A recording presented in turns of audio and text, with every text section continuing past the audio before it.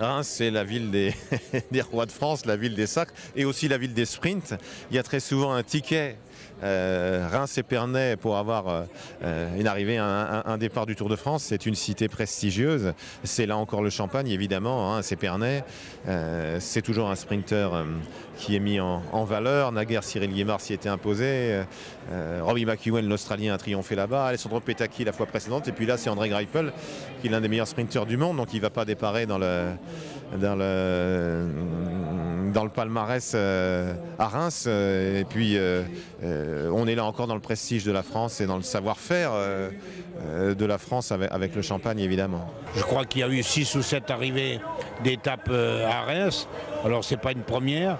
Puis je connaissais Reims puisque dans les années 60 et quelques, il y avait toujours des réunions d'après-tour sur la piste de Reims au stade Vélodrome, quoi. Reims, une belle ville d'arrivée? Oui, prestigieuse. Une belle ville prestigieuse à Reims.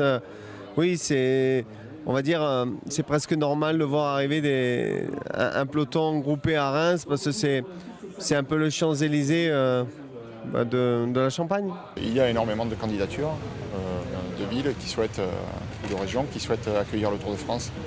On voit même des pays étrangers, on l'a vu avec l'Angleterre, l'an prochain c'est les Pays-Bas, qui veulent accueillir une étape, un grand départ, même parfois des pays lointains. Le Tour est très populaire et ça me semble être, oui, bien sûr, une logique que de vouloir l'avoir dans sa région, dans sa ville, pour la mettre en lumière, parce qu'il est suivi à travers le monde entier. Donc ça, c'est quand même un phénomène qui est assez rare.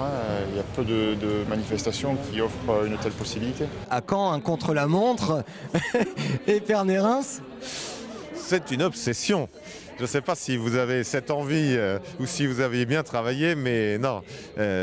Oui, on sent qu'il y a une vraie envie d'avoir ce contre-la-montre entre Épernay et Reims à travers le vignoble mondialement connu du Champagne. En plus, il y a cette volonté aussi d'être patrimoine mondial de l'humanité. Donc, je sais que vous ne me laisserez pas tranquille les uns et les autres, ni Franck Leroy, ni Arnaud Robinet, ni les médias.